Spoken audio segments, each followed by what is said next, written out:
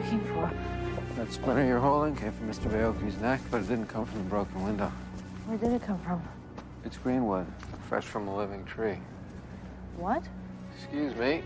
It's been a few years. What, you think that Bobby climbed this tree to pull Lisa's father out of that window? Kind of begs the question, doesn't it?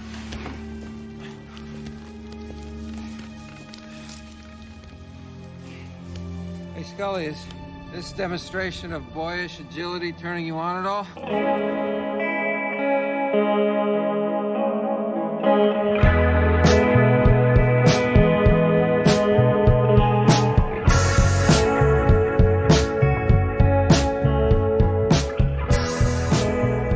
Hello and welcome to Most Unwanted, an X-Files podcast.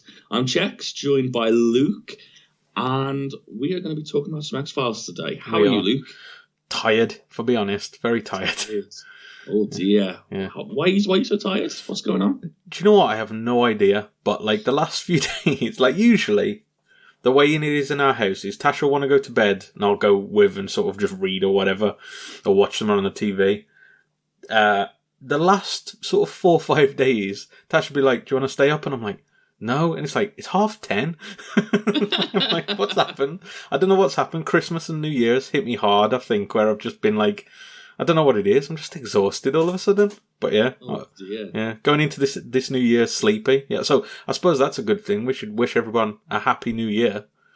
Yes, exactly. Well, I'm quite glad that we're back on a normal recording schedule, because I can't get my head around having to do all these weeks where we don't know when it's coming out, and we've got to try and figure out at what point in the timeline it's going to be. So yeah, we are back to a normal recording schedule. This should go out next week. So yeah, well, this week? No, yeah, well, yeah, in a few days. Yeah, and yeah, happy New Year to everyone. Hope everyone had a really good one. Fingers crossed, it's going to be a really good year. How are you doing today? I suppose is the other question. I'm not too bad. You know what? It's funny you said that, because I'm kind of the opposite to you, where I'm still off work at the moment, and every time I'm off work, I always say to myself, right, I'm going to stick to a normal try and stick to my normal, usual bedtime routine, and try and stick to like getting up early, and so it's not such a culture shock when I go back to work. I just revert back to night owl mode. Like I stay up until early. I much prefer staying up early into the morning than getting up early in the morning. Do you know what I mean? Yeah. So I'm terrible for that. Like I think I just prefer the night, and I sound like a very emo-y Batman, don't I? Apparently, there's a phenomenon I read the other day. That's there's a Japanese word for it, and I can't remember what it is, but it's basically translates to like revenge activity nighttime or something like that. And it's for somebody, if you feel like you don't have control over your daytime schedule because you're doing this, that, and the other, you stay up as late as possible to do everything like at the night. So I wonder if do you reckon you got a hint of that, or is it just prefer just staying up till late? Maybe. I mean, I do definitely have a control, considering I don't have to do anything for the day. I suppose. Yeah. This has been such a weird year, essentially because 8 out of the 12 months of it, I've not been working, and I'm okay. I'm still getting paid and all that, so I'm very fortunate. I understand that. But trying to fill those hours, maybe that's it. Maybe I'm staying up late because I'm trying to fill the hours productively, and there is no possible way to fill those hours productively. So in my mind, maybe I'm staying awake going, maybe if I stay awake until 1 o'clock, 2 o'clock, I'll be productive at some point. And it never comes. and you just crash. You know what? It'd be lovely, wouldn't it? Like if you could be like learn another language or learn an instrument or something like that. And I've tried, I've dabbled in things, but like there's a lot of pressure to it, and like especially when there's nothing else to do, your life kind of becomes about doing this thing, and it stops becoming enjoyable. Yeah. So yeah, I think my main tip would be don't worry yourself about it. Just let yourself have this year off, and it's just like that. 2020 was fine. Don't worry that you didn't do this and you didn't do that. It's absolutely fine just to have a year where you just sat and watched telly. That's not a problem. I think everyone made all those plans, didn't they? The first lockdown of like, oh, I'm going to do this, I'm going to do that, and it's like, but the trouble is, you put too much pressure on yourself, I think, and it's kind of like you have to try and find what you actually want to do, and not just say, oh, I'm going to learn a new language because I should. Just do what you want to do. Yeah. And that's the thing. Like, if you choose to do what you want to do, then your life, because there's nothing else going on, your life becomes about that, and so it's very difficult for it not to feel like a chore. Yeah, that is true. So, yeah, I wouldn't worry about it. I mean, it's a stressful time anyway. It's a stressful time. No matter what you do, it's going to be stressful. So, I've got to a point now where I'm quite happy staying up until 2 o'clock, just watching telly or playing games. I'm at ease with that. It's about peace with the world. How about I get you some questions with the boys? Questions with the boys. Questions with the boys. After the chasing sunset, one of life's simple joys is questions with the boys.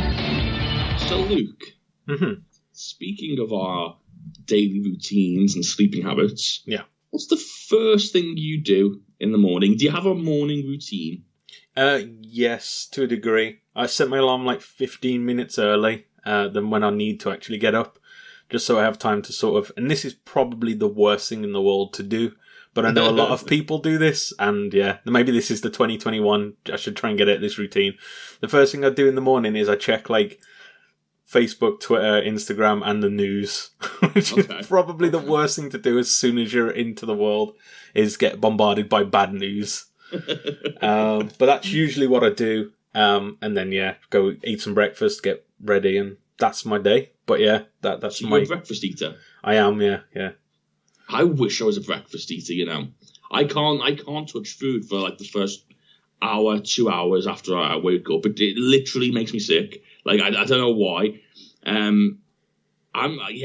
kind of the same, but like, I don't touch my phone for the first couple of hours when I'm awake. I wake up, wash, brush my teeth, do all the usual stuff.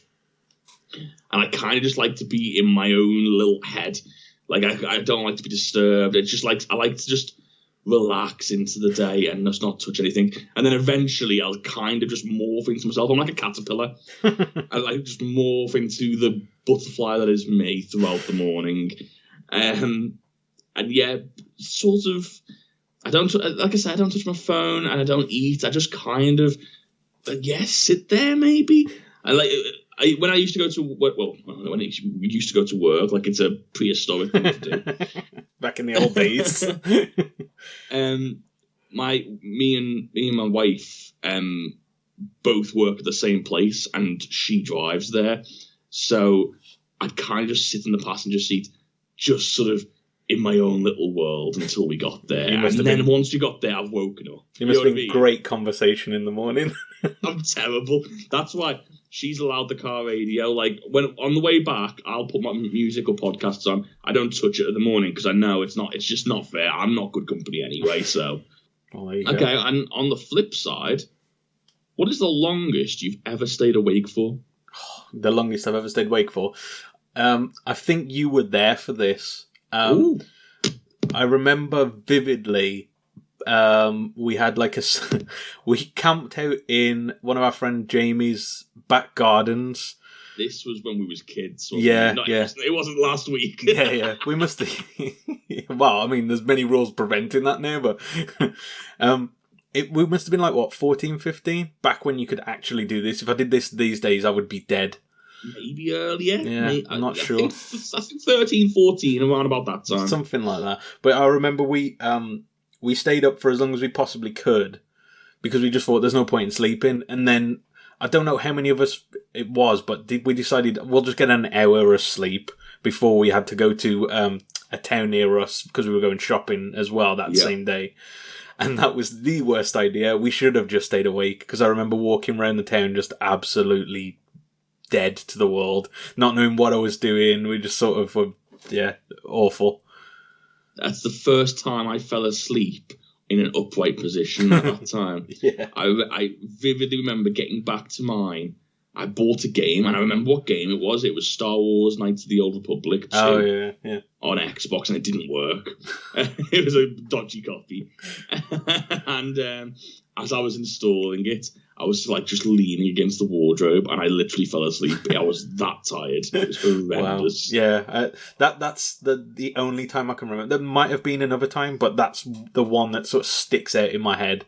Of staying awake for the longest. I remember we were like, didn't we have a PS2 set up in the tent outside as well? We were just playing we was playing Guitar Hero. Yeah, that was it. Yeah, there was a lot of stuff that happened on that night. It was quite what a time to be alive. Remember when you was kids and you could just go around someone's back garden and camp out?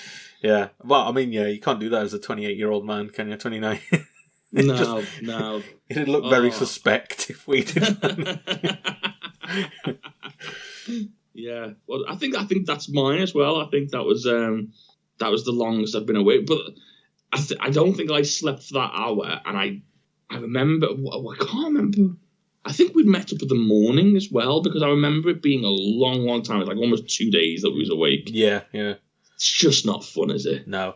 Like I said, when you're like that age, you probably can do that. You're not going to function well, but you could probably do that. I think if I tried that now, I'd feel the effects for about a week.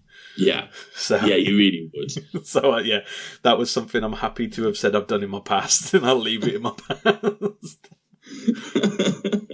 Well, it's good to know that your routines and the way you go to bed and wake up. Shall we talk about X-Files a little bit now?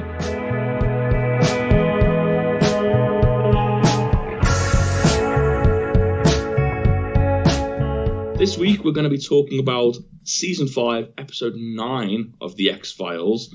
You might have to help me with this name. Schizogeny? I think it's Schizogeny, yeah.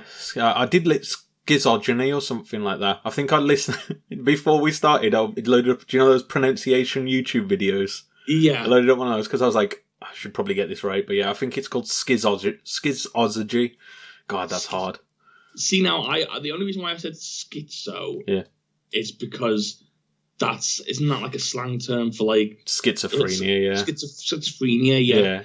And it's kind of to do with this episode, so I think the schizo part of it, like, it sounds awful saying it. It does. I don't know whether that's not a slur. I don't know whether that's derogatory term, but it sounds like it is. But yeah, I think that part of it is like, do you know when they break up like Latin words or something like that? I think that is from something else. So I think it's like to split or something like that. It's surely got to be Germanic. Yeah, something like that. Anyway. Sounds Germanic, doesn't it? Yeah. So, but regardless, that's the episode we're looking at today. It originally came out on January the 11th, 1998. Written by Jessica Scott and Mike Walliger, I think his name is. Yeah. And directed by Ralph Hemmecker. Yeah. Let's get straight into the plot of the episode. We start off in Michigan, and we get a very Terminator 2-like scene. It kind of feels like what adults think young lads are like. Yeah, I think I wrote down later on, this is like the 90s teen stereotype, like screw everyone else. I'm so miserable and angsty. It's like very over the top. My hair's in my eyes and I don't care. I've got a leather jacket and that's what I'm going to wear. Everything's A-OK, dude. So I don't believe kids are like this. I just don't believe it. No. I like I said, I didn't grow up. Well, I mean, I grew up in the 90s, but I wasn't a teenager in 1998. Yeah. So I can't say for certain that they weren't like this, but I'm going to take an educated guess that this is probably a bit stereotypical. Yeah, it honestly just feels like a boardroom's version of like let's brainstorm and let's say what a teenager in the 90s would look like, and everyone's gone, well, maybe you'd wear a leather jacket. Yeah. Do you know what I mean? Like, it just doesn't really... But, as I say, it's Terminator 2 syndrome. This is John Connor. Yeah. You know what I mean? Yeah, it definitely gave off those vibes. Yeah. Well, this particular teenager is named Bobby Rich, and he's sat playing games in the dark, listening to loud music, and his dad comes home, or I believe it's his stepfather, Phil, and he sees a shovel in the front garden, and he gets very, very angry, runs up to the room, takes the music off him, basically tells his son to go outside, and tells him, I don't know whether it's meant to be like he's digging a hole or something like that, I'm not really sure. Yeah, something like that. I don't know what he was doing, some kind of chore that he was meant to be doing outside, or I don't know. Yeah, and he hadn't done it. And so he tells him to start doing it now, and Bobby threatens him with this shovel that was left out before running away, and Phil gives chase. It's a really strange scene where they just get lost into this foggy woods, and in the end, there's also this man that just suddenly appears, and Bobby sort of sees him and runs the other way. Yeah. I thought you were going to say something. No. The man with the axe, like, this is the first time we see him. That's like a cliche as well, isn't it? Like this horror film cliche of the man who's like wise, sort of knows about the area and the nature. Is like you've done bad things here and you've upset nature or the order of things, and then he's gonna. It just there's a lot of like cliches I found in this episode. A lot. Yeah, of them. He reminded me of the coroner in Final Destination. Yeah, the coroner in Final Destination, or do you know in The Shining, the guy who comes to help Danny. It's all of these like horror film stereotypes rolled into this one. Yeah. So eventually, Phil stops giving chase because his foot gets caught in the mud, and before we know it, we see Phil entirely buried in the mud, his face sinking as Bobby's on top of him, and Bobby's mom comes in to sort of see the latter part of this sort of struggle. Yeah. And we go into the intro. What did you think of the intro? I had very mixed feelings about this intro because, on the one hand, start with a positive. Start with a positive. That's what I like to hear. Yeah. I think at the beginning and throughout the rest of this episode, sort of the look and feel was quite cool. If I'll be honest, like this kind of like. It kind of looked autumny. I imagine it would be set in January, like when it was like put out. But it kind of had that like autumny look, I suppose. Like, and like the orchards, the trees, everything looked a bit foreboding. The way they shot stuff as well, very shadowy and misty, looked really good. The music, I thought was really good. The music was very good in this episode, but that couldn't disguise from the fact that this did not feel like it was going to be a great episode from the outset. I was like, So something's pulled him under, and because it was the root that grabbed him, the tree, I was like, is this going to be the trees are killing people? And I mean, it is. Let's basically that. Let's not beat around the bush. It is. Well, certainly not. They might be back. Yeah, I mean, there's a lot of wood in here actually, so better not.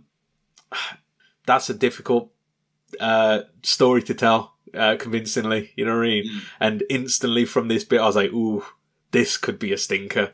I don't think it was as bad as my head initially thought it was, but I wasn't filled with hope. Do you want a little bit of trivia as well about the game he was playing at the beginning? Oh, I'd love it. So he was playing a game called MDK, which also, that MDK stands for Murder, Death, Kill, which couldn't be any more fitting with the He's also listening to Rob Zombie. So, this is just every teenage, alternative teen, cliche hammered into one. I suppose if it was like in modern day, you'd be playing like GTA and listening to, I don't know, what's like an edgy artist these days. So out of the loop. I've got no idea. Yeah. Billie Eilish.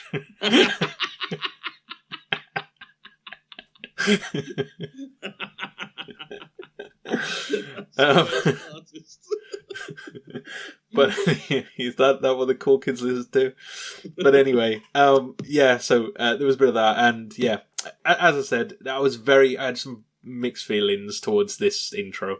Yeah, it was the acting for me. I don't think the dad was great, but I thought the kid was horrendous. I think the kid's acting throughout this episode is really bad, if I'm being completely honest. Apart from one scene And it was the scene, I'll just get to it right now.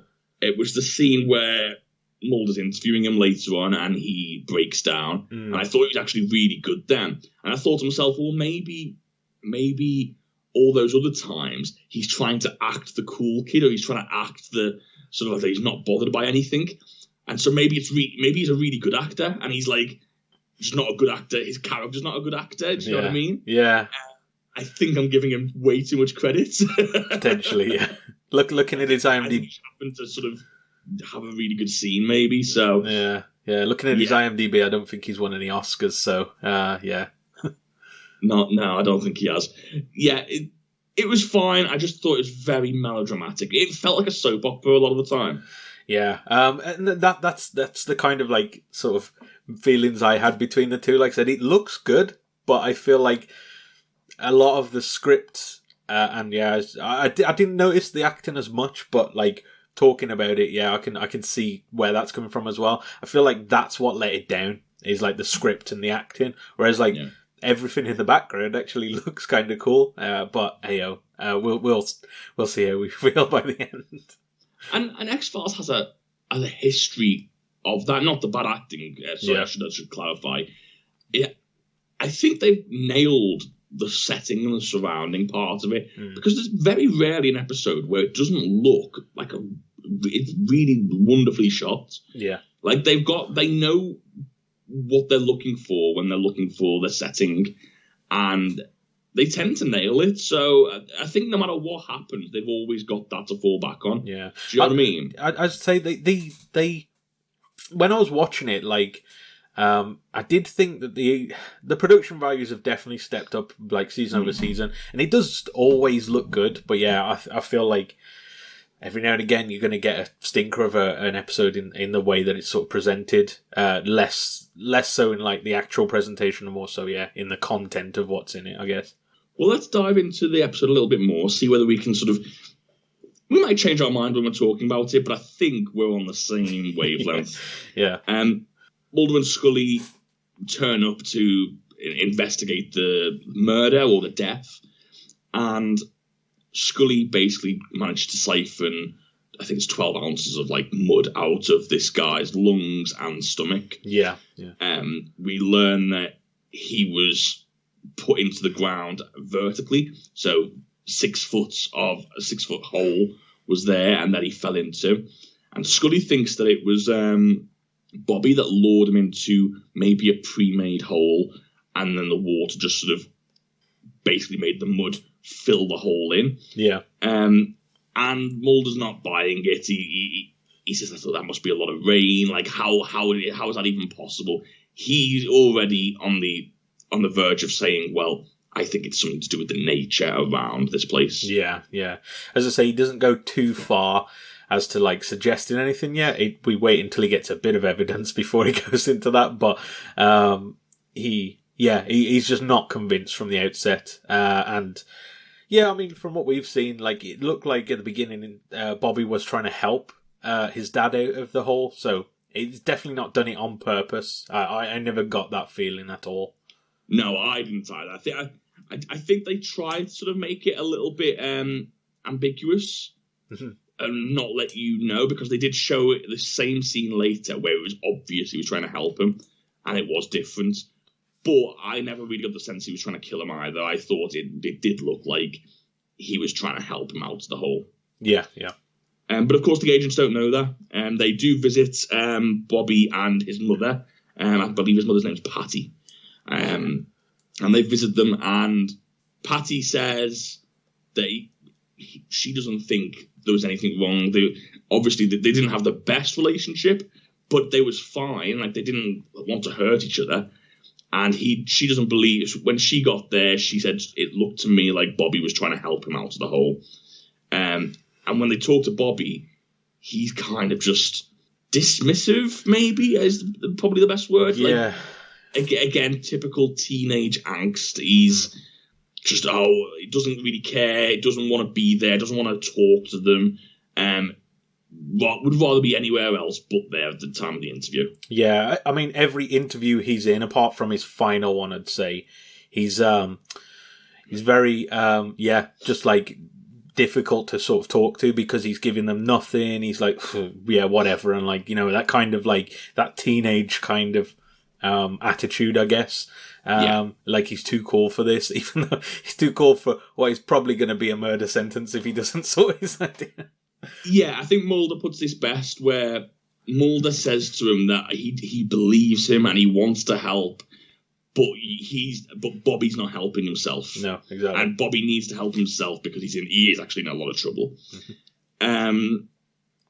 They also meet with Bobby's therapist, Karen, and this is sort of where we start to sort of think, oh, maybe the story is going a different way, because Karen tells the agents that Bobby's been the victim of abuse for a long time, and she even mentions a time, I'm paraphrasing here, but he spilt a glass of milk and his dad locked him in the basement for 2 weeks, feeding him all... was it 2 days, I think it was? Yeah. Feeding him meals whilst he was down there, making him eat while he was in the basement. Yeah. So we start to get like, maybe Bobby did do it, or maybe even Bobby is the cause of the nature doing this. That's the sort of idea that I think we're hinting at here. Yeah, they try and like make you think that this is going to be from some kind of like abuse story, and like there's some kind of revenge there. But it never felt like that was the relationship that Bobby and it's his stepdad, isn't it? Yeah. Yeah. It never felt that they had that relationship anyway. So that I was kind of like, well, that came out of nowhere. And obviously, when you find out what the actual story is, it's quite obvious that that's not true. It was interesting that they sort of tried to sort of go down that avenue, I guess. Yeah, I mean, they do it with his friend as well, where they show her with her father and their relationship, and they try and keep it ambiguous enough where it could be an abusive relationship. Like, there's definitely shouting, and it could just be typical family arguments. I didn't, and this is sort of jumping ahead a little bit, but I didn't particularly like the fact that the culmination, the summation from the agents were, as well, if they weren't being hit, they weren't abused. That kind of felt a little bit weird to me, especially, I definitely think that's an age thing, because I would argue that, maybe I'm just looking into it too much, but I would argue coming home from work at 12 o'clock at night and dragging your kid out to do manual labour could also be considered a little bit abusive. Do you know what I mean? Like, it doesn't necessarily have to be like, I'm going to lock you in the basement abuse for it to be abuse. I'm not saying there was, but the fact that it had to be one or the other felt a little bit of a dodgy summation to me. Yeah, like it's probably something more to do with like the age of the episode and how that's. I think it's definitely that. I think we've come a long way in looking at them sort of parents-child dynamics. Yeah, but at this age, from personal experience, from this age, my dad used to smack me if I got something wrong or I did something. You know what I mean? Yeah. So it was just part of the age, and that wasn't like, that was just considered the way to bring up your kids, and now people wouldn't dream of doing that. So it's that's still one of those things debated today, I suppose, isn't it? Like, yeah, exactly. But it never was debated back then, was it? No, it was just accepted. So, yeah.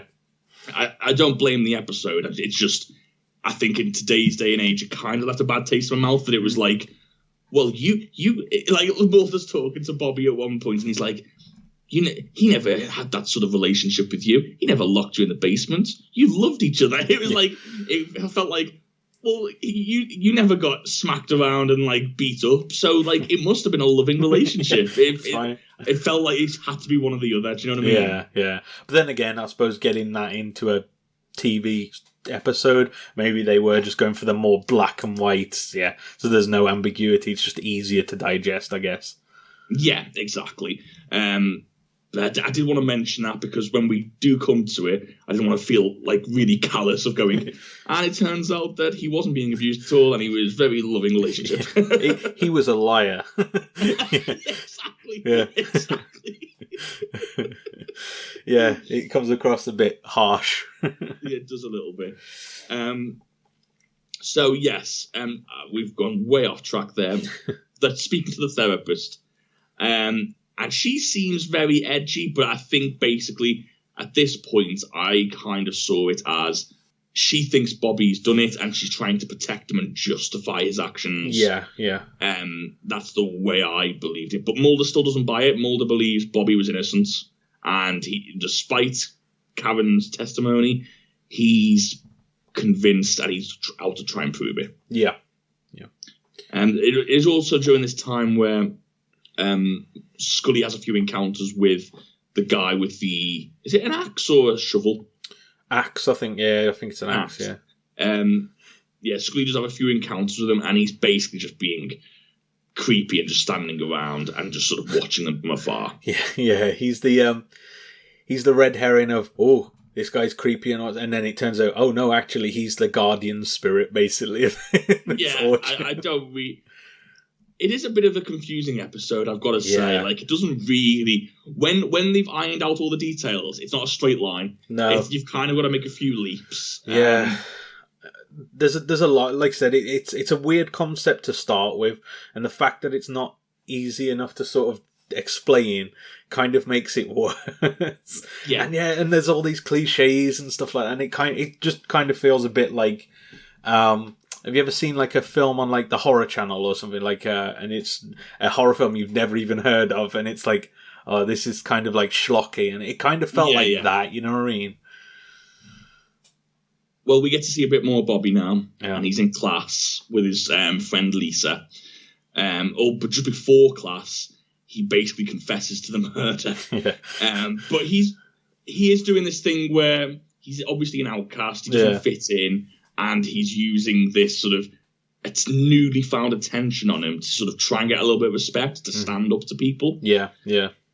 And then Bobby basically, long story short, Bobby ends up taking Lisa home.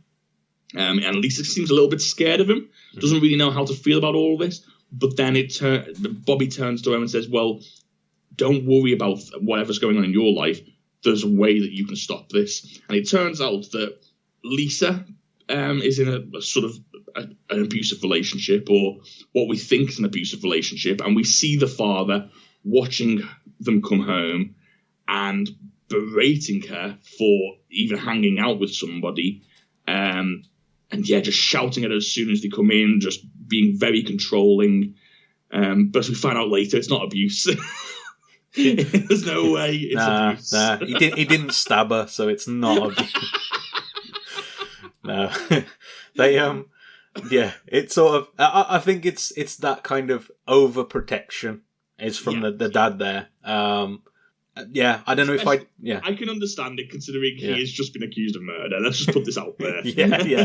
I'd be a bit like skeptical if I was the dad as well.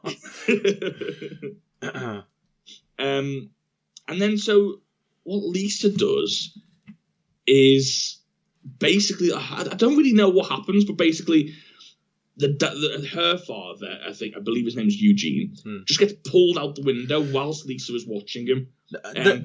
Something grab him. She storms out, doesn't she? They have like an argument. She storms out and he's like standing by the window watching. I think she comes back into the room when it happens. I'm not sure. I thought she came in after he'd been pulled out, so she just sort of looks down and sees him on the floor. That could be that sounds more likely, to be honest. But this sort of weird arm thing. Well, at the time, that's what I thought. Comes through the window, grabs him and pulls him out, and he ends up breaking his neck via the fall. Yeah. I mean, again, we're sort of hinted at here of, we don't really know what it is, some kind of creature, some natural creature is like killing things. Knowing that it is a tree, I don't know, I wish they'd leaned into the spooky tree, like, I don't know, do you know when you see like a tree in like a Halloween thing and it's got like a scary looking face? Maybe they should have had that. Just like go, Snow White. Yeah, like a jagged mouth and stuff like that. I feel like that would have been, it'd be like, oh, the trees are evil. There we go. I don't know, there's that kind of story. It's easy to do in like a fantasy kind of setting, you know what I mean? Like, or like a fairy tale or something like that. It's an easy thing to do, or, this bit of nature's bad or is protective or whatever. When you're trying to do it in a grounded story, quite frankly, it's just, I don't know, it's just weird. It's just strange. It's difficult. It is difficult to do. Yeah. The agents both turn up and they examine Eugene's corpse. The coroner does confirm that the cause of death was a broken neck. Doesn't do his job very well because Mulder, within seconds, finds a weird splinter in the back of this guy's neck. Yeah. He also notes as well when they're actually looking at the window. Is that before or after? I can't remember. But it's after when they head over there. Yeah, but we'll just get to that. Scully says that it's obvious that she thinks either Bobby or maybe even Lisa pushed him out the window, but Mulder finds glass. It might have been before, actually, but Mulder finds glass on the inside of the property as well, which suggests that someone pulled him. Yeah. And as Scully rightly says, well, it can't have been one of the kids then, because they just wouldn't have the leverage to pull him out. There's nothing to stand on. They wouldn't have been able to do that, which kind of just convinces Mulder that something sort of paranormal's going on. Yeah. They go to where this tree that the splinter came from was, and it's weird, like this. It's got like red blood. I don't know what is this thing that's like red sap. It's like a sap, isn't it? Because he doesn't. The creepy woodsman comes and chops a bit and shows the tree's living. Yeah, exactly. And it looks like blood pouring out of the tree. Yeah. And like you say, he's scary enough, but then he literally says a bad man is killing the area's trees. A bad man. Yeah. Yeah, he's worried. He says that 20 years ago this all started and the trees are dying, and just very ominous for no reason at all. Yeah. He's kind of like... Imagine if he was your uncle or something. You'd be like, "Oh, creepy Uncle Steve's here." Sorry to all the Steves out there. I don't mean to. But creepy Uncle Steve's here again. He won't talk to anyone. Just stands and looks by the window. Just what is his point? He literally just turns up, looks creepy, says something not very obvious to try and point them in the direction. Like, he could just say, there's a guy that got killed, and I think he's making the tree. I mean, obviously he's not going to say that, but... He should do, though. Yeah. Like, if he knows a bad man's killing the trees. He needs to give more information. Yeah. Which bad man's killing the trees? Yeah. There's a dark spirit on this place. And it's like, okay, yeah. But what? Can you, like, point me... What exactly, like... Just is it north, east, west? What do we got to do here? Steve. I don't know why I've called him Steve now. What was his name? Do we know? No, I don't think we do. I don't think we ever find out what he's called. I'll call him Woodsman or something like that, I suppose. Yeah, I'm not sure. Yeah. We do also have an interview again with Karen at this point, who basically confirms that she was also the therapist for Lisa too. Yeah. And says it was over an eating disorder, but then mentions that she believes there was an abusive relationship between her and her father again. So a common thread coming here, but Karen's a lot more on edge this time and very evasive on the questions, which Mulder does pick up on, and Mulder's kind of sort of figuring out what's going on at this point. Yeah. He made even stranger by the fact that Karen takes Lisa in to her own house and let her stay there until her aunt picks her up. And this is where it started getting a little bit weird.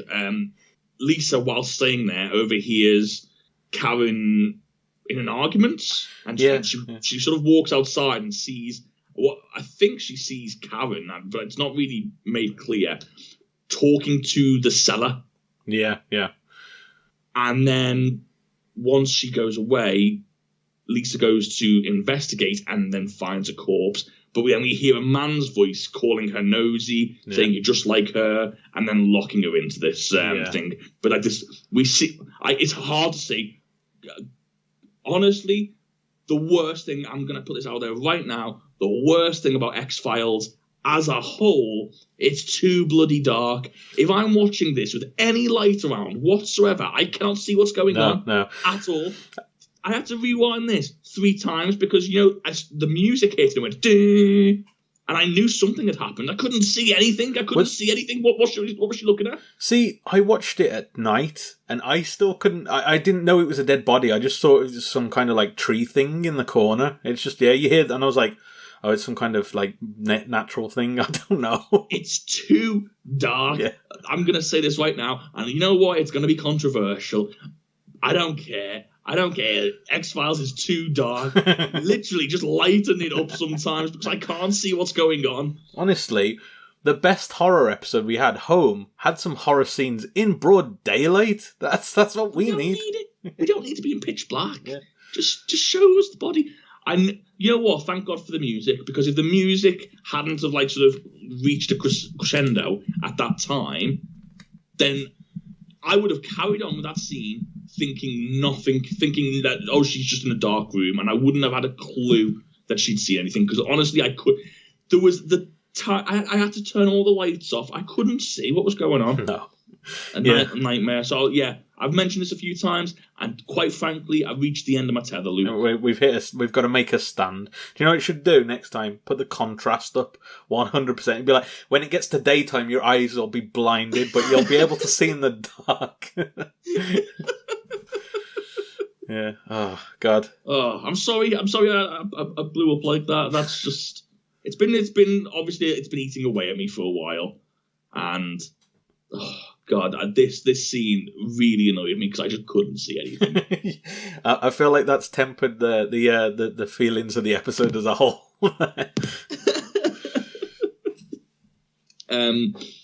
So yeah, what happens next? Karen gets locked in. No, not Karen. Lisa gets locked in to the basement. Yeah. And that's basically it with this. What we believe to be a corpse, but we wouldn't know because we don't actually see it. You need to let it go.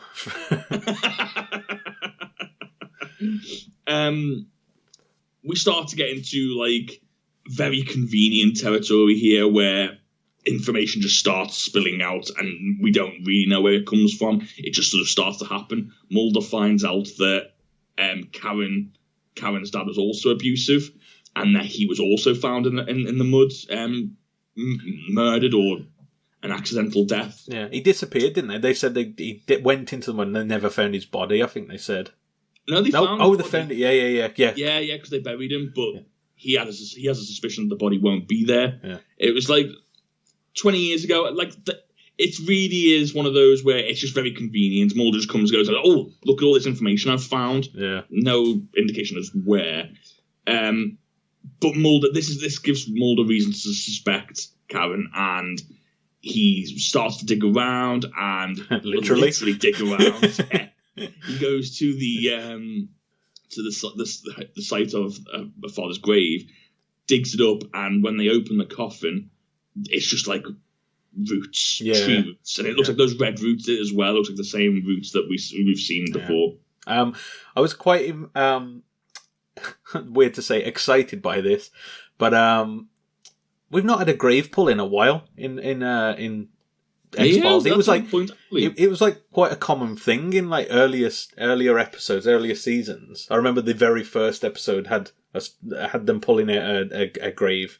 And yeah, we've not had it for a while, and this is the first time. They literally just do it themselves, don't wait for anyone, they just get a shovel.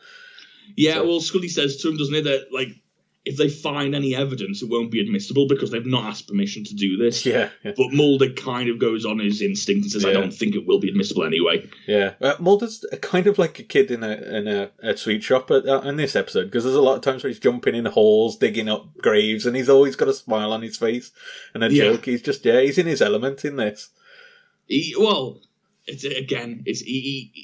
loves being the guy that knows something that everyone else doesn't. Yeah. And he loves, and God, does he love explaining it, doesn't he? So yeah. It's the Mulder we know and love. We do get another appearance from the mystery man, the woodsman. Yeah. Who tells them that the trees had been dying once before as well, but when Karen's dad died, that sort of seemed to put an end to it, but now it's sort of starting to happen again. So yeah, what we then see is a series of scenes where Lisa is like being trapped and being sort of it's confirmed that Karen is the one doing this to Lisa, because we literally see a scene of her as she's like calling for the agents to come back. We see Karen sort of like, looks like she's being possessed, just talking to her, telling them to be quiet and otherwise he'll hear you. And then we also get a scene of Lisa's aunt turning up to pick her up. Karen turns her away, but then the aunt realizes she's in the basement because she's knocking on the window. And before she can help, gets dragged through the window. Yeah, she gets like stabbed by roots as well, didn't she? Yeah, again, I'm not sure whether it's meant to, but you can kind of figure out that it's the tree that's doing this now. Yeah, and yeah, it forces her head through the window as well. Yeah. So like all the glass cuts her neck, and yeah, she's sadly another victim of this. Yeah, these damn pesky evil trees. And then, I forgot to mention, Mulder visits Bobby as well. Yeah. I forgot about this. This was my favourite scene, and I thought this was a really good scene, if I'm being honest. Is this when they pull him out of school? Is it? Yeah, I should have mentioned this earlier. Basically, it's when they start to suspect Karen, and basically, it's not really much to mention, but Mulder just basically says to him, "Listen, I don't think you did it. I think it's something to do with this person. You need to tell us." And then he just kind of breaks down and says, it basically says he wasn't abused. He was convinced that he was abused by his psychologist or psychiatrist. And yes, she told him to stand up even though he didn't want to. And that's basically where this all came from. And I thought this was really well acted. I really enjoyed this scene. I thought that was a cracking little scene. Yeah, the one like sort of bright spark of like the story, I think, is the fact that it's like, it's actually this Karen is pushing her abuse onto these kids and stuff. It's a nice like sort of twist on what you're sort of led to believe. My favourite bit was the bit where the FBI go into the classroom and he's like, yeah, whatever. I've got the FBI on me. I'll do whatever. And then like gets like taken out. And I just, in my head, I just keep thinking about what would you do if that happened? Like, we don't have the FBI, of course, but imagine if you were in class one day and then some like special agents just turned up and be like, what the hell has happened? You know what? I've got a kind of similar story to that. Oh my God. So a couple of years ago, there was a house burglary just across the road from Jem's mum's house.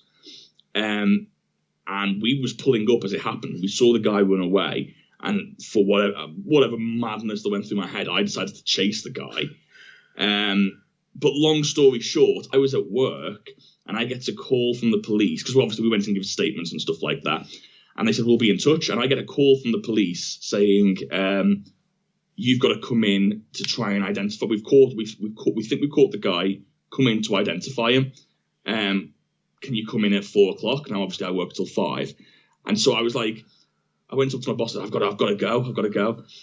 And like, it was quite cool because like this police car came and picked me up and like and I was just like, I felt like very important that day. A secret agent. This is my job now. Yeah. Like my boss was like, why have you got to go early? And I was like, well, the police need me. I'm going to take down a perp. Yeah, and then 2 officers turned up and gave me like a personal escort to the police station. I was like, he couldn't say anything. I did feel quite important. So the police need me. Like, they need me, Luke. No questions asked there. I guess get out of here, you scamp. So yeah, that was fun. So I know what Bobby feels like, and I know why Bobby turned around to be a good guy in the end, because it does give you a good sense of like. Citizenship. Yeah. If only that burglar had been attacked by a killer tree. Jesus, the level. So yeah, we'll wrap this up pretty quickly now. Like you've said, the crux of the story is Karen was abused as a child by her dad. All the things that she said happened to the kids happened to her, actually, not the kids. Being locked up in the basement, that would happen to her. And the idea is that she is getting these disenchanted children and making them believe that they are being abused or being abused more than they actually are, and encouraging them to stand up to their abusers because she'd never have the strength to do so herself. Mm-hmm. Yeah. And that's kind of the idea. So, but on top of that as well, there's also, it appears that she has like this split personality where her father has come back in her own rage. Yeah, I guess. It doesn't really explain, but like Mulder tries to explain it as her own rage at not being able to stand up to her father, even though she must have done, because the trees did.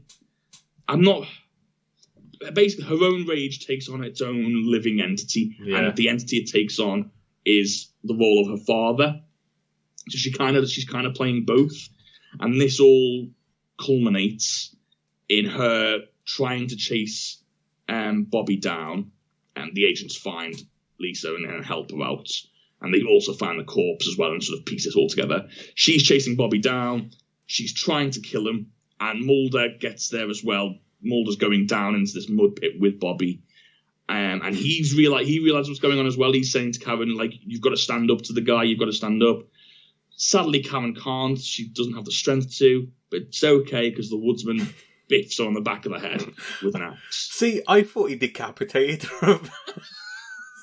Maybe he did. I don't know. I have no idea. It reminded me a lot of there's the parody of Shining on The Simpsons, where like I can't remember what it is now. I think it's groundskeeper Willie comes in to try and save Bart, and he just gets an axe in the back just out of nowhere, and it just reminded me of that. Just like, oh, I guess he's just come to save the day. This random guy. I'm just having a look, and yes, he does. He cuts her head off. I don't think, regardless of what she's doing at the time, I don't think he just walks away from that. No. I don't understand a world in which he's not arrested for this. That's an investigation, definitely. He asks no questions, Luke. He asks no questions. He comes up behind her, and what he sees a woman watching as a mudslide happens. He has no evidence whatsoever to suggest she's any way responsible, and he chops her head off. He doesn't knock her out, he decapitates her. Takes no prisoners, this woodsman. He's like, I know how to stop the evil spirit, cut the head off. And he's so convinced in his worldviews. There's no way that I'm wrong on this. And Mulder just lets him go. I've been reading a lot of Judge Dredd lately, and this is a very Judge Dredd attitude of just like, I'm right and I'm taking this mother effer down with me. Oh, dearie me. But luckily, when he does do this, the mud stops trying to claim Bobby and Mulder, and they manage to get out, and we see Scully come to help them as Karen's body just sort of sinks into the mud. Yeah. And then we get like one of those classic sort of roundups at the end of the episode where Mulder sort of just does this sort of commentary on what happens. Coates Grove authorities conducted a detailed examination of the soil and root composition in the Rich family orchard, but could not explain what pulled Karen Matthews' body into the Michigan mud. Nor could the authorities determine how the body of Karen's father was pulled from its grave into her root cellar 3 years earlier. While the forensic data is inconclusive, I believe the explanation lies in hospital records dating back to Karen's childhood, which suggests she herself was a victim of abuse. Rage, unconfronted, takes its own path. I believe it was Karen's unconfronted rage that forced her to face her buried father. This same rage made her imagine victims and the children around her, trying to instill in them a strength she never found in herself. What happened to Karen Matthews in the orchard that night was a release for a victim who, unable to face up to her own past, was finally consumed by it. And basically says the experts couldn't explain anything that happened, but he believes that her rage took on its own form and its own power with the trees. I don't really know. I don't think Mulder really knows, but abuse is bad, I think, is the basic. I mean, it's story. a good message to take away from it. Yeah, but only real abuse is bad, Luke. Not all this namby-pamby shouting abuse. Yeah. I don't know if it's the best message. Mental abuse. Yeah, I don't know. I mean, it was the 90s. Listen, right? I actually didn't have that much of a problem with this episode. I think it's easy to take the piss out of, and it doesn't help itself in that regard. And so, yes, we're having a little bit of fun. And I know you're not the biggest fan. I actually wasn't that offended by this episode. I thought it had a few issues in its message, as I've already discussed. But I thought it was fine. I thought it was a fine Monster of the Week. I thought the kids' acting really let the whole episode down, in my opinion. But yeah, I mean, I know it's fun to. It makes it so easy to take the mick out of it. I think that's the key. Yeah. So it's fun to just sort of have a little bit of fun at its expense. But what did you think of it overall? Yeah, I mean, again, it's not the best episode. It's very, very much in the middle of. It's easy to watch. It sort of flies by, but yeah, it's the way it tries to tell the plot is just. It's strange enough as it is, and they just make it even more difficult to land. You know what I mean? Like, but the actual look and feel of the episode really lifted it up for me in terms of like from being. I mean, if it also looked and felt terrible, this would be a bad episode in my opinion. But it sort of evens it out, if you know what I mean. Yeah. Which is kind of probably telling of what my score will eventually be. Yeah, no, I get that. Yeah, I thought it was just a good Monster of the Week episode. It was just down the middle. I think is the perfect way to describe it.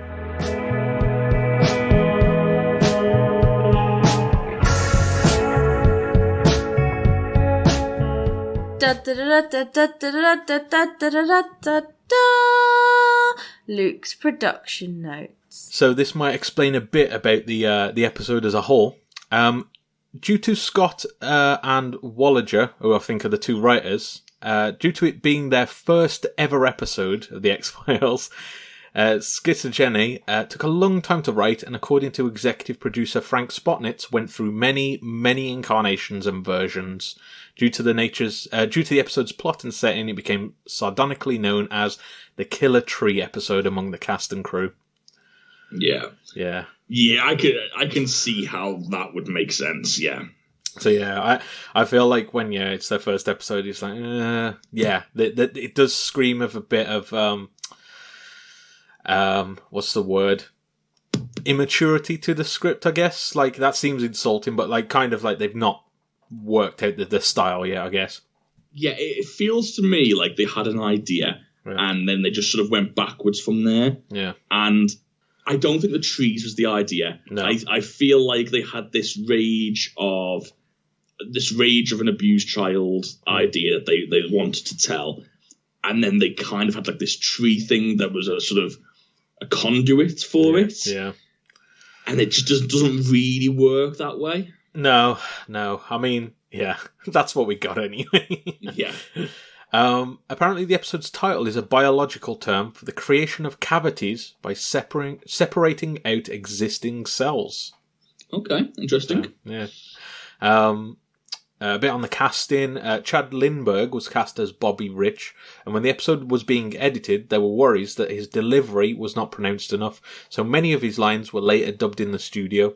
Duchovny, too, was required to overdub a line during the scene in which Mulder tells Scully that Bobby's nickname was Dorkweed, wasn't he? Yeah, it was originally, he said Dickweed, which Fox's Standard and Practice Department said no, basically. Oh, okay, interesting. Yeah, so I did think Dorkweed was a very dorky term in itself. yeah, that sounds meddling, yeah. Any normal person would probably just say Dickweed. Yeah. Anyone normal person from the 90s would say dickweed. I've not heard that word in a long time, actually. While much of Schizogeny was filmed on a real orchard named Hazel Grove Farms near Fort Langley in British Columbia, the sinking mud scenes were shot on a soundstage at Liongate Studios that were fitted with over 200 hazelnut trees. The mud pit was made out of a large tank filled with soil, moss and water. The mixture was heated so that the actors would not be cold while filming. Interesting. It's weird because it didn't look. I guess now you can that scene where it's all misty and that kind of did look a bit cold. I guess like compared to like being actually filmed in a real orchard. I guess, but I didn't notice the difference. So I feel like they did a good job of blending the two. Yeah, it works. As you said earlier on in the episode, I think the setting was, I thought was beautiful. Yeah. There was one shot in particular where, when we first see the woodsman for the first time. Yeah. And you've got the mist and then the trees sort of perfectly angling over him. Yeah. I thought that was a really nice shot. Yeah, because it just looked like him silhouetted again. I mean, you can see details, but yeah, it's kind of silhouetty in the way it's shot. The scene that called for Karen Matthews' lifeless body to sink in the mud required a stuntwoman to be slowly lowered into the pit, which necessitated the crew supplying her with oxygen, given how deep the tank was. So there you go. Wow. I imagine they use the same tank and just that's a worrying scene to do. To be fair, though, you've got to pretend to sink in mud. Yeah, I can't imagine that was very comfortable. At least it was warm, so that's something. Several of the shooting locations were chosen because of their proximity to large trees. Lisa's house, for example, was next to a large willow, which was fitted with a fake tree limb 20 feet long to give it a more menacing feel. Ooh, interesting. Yeah, they did kind of make the trees more fairy tale scary, I guess. So. Yeah, it was always whenever you saw the trees sort of grabbing someone, I always feel like it was like a walking stick, just like a hook. Yeah. The tree limb that attacked Mulder's car was a branch from a tree that had broken off and fallen on government land. The producers secured permission from the Canadian government to retrieve the branch, hoisted it into the air, and then dropped it onto a retired police car.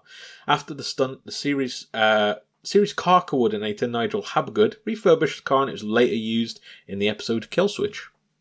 Why did they need that tree branch? Why?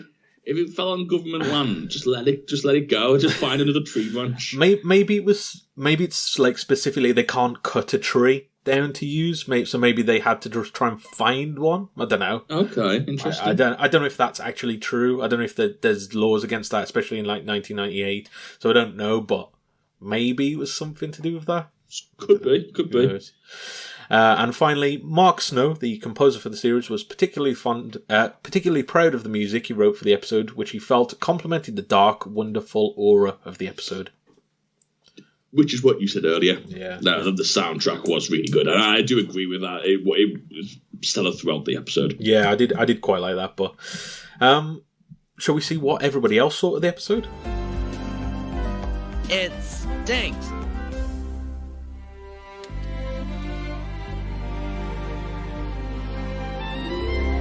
Welcome to the Critic's Files. So, what would you rate this episode then, out of 10? I'm going to give it a 6.5. 6.5. That's quite generous, I think, of the quality. Yeah, it's above average. Yeah, it's above average. As I say, I don't think, as much as I'm sort of having a laugh at maybe this episode's expense. Yeah. I don't actually think it was that bad for myself. No, I know what you mean. Yeah, I don't think it was too bad. So I sort of gave it square in the middle, a 5 out of 10. Again, it was okay, entertaining parts, and yeah, there was other parts where I just was not interested, I guess. Yeah. But yeah, the look and feel of the episode definitely dragged it up. But with 2,480 votes, IMDb gives it an average score of 7.1. Which is I'd say that's a little bit high. Yeah, that feels... Because I've seen episodes that we've rated quite high have ended up with that score. And that feels night and day, separate to something like, I don't know, Firewalker or something like that, one of the earlier series. I think that got around a 7. Yeah, it's weird, but I don't know. We sort of had a mini discussion off air about sometimes people skew higher in ratings, I find, out of 10. Yeah, I think I think you put it perfectly when you said that a 5 out of 10, people seem to think that that's like a really bad score, when actually it's 5 out of 10 is good, 5 out of 10 is in the middle, it's average, but it does feel like it's a bad score, doesn't it? Yeah. I've known some people have reviewed something and said it's a 6 out of 10. And they've been up in arms going, what? It's not that bad, it's not that bad. And it's I didn't say it was bad. Yeah, that's above average, that's good. That's a good score. But anyway, that's what the general public gives it. So, but that's Critic's Files this week. So I guess that's all we got time for this week. We're not going to go through any like tweets this week. We'll do some next week. But I did just want to mention that we are at the end of the new year. We did get a lot of tweets coming in and emails and whatnot about people's favourite podcasts of the year, and a lot of people saying that this podcast helped them through a pretty crappy year. Yeah.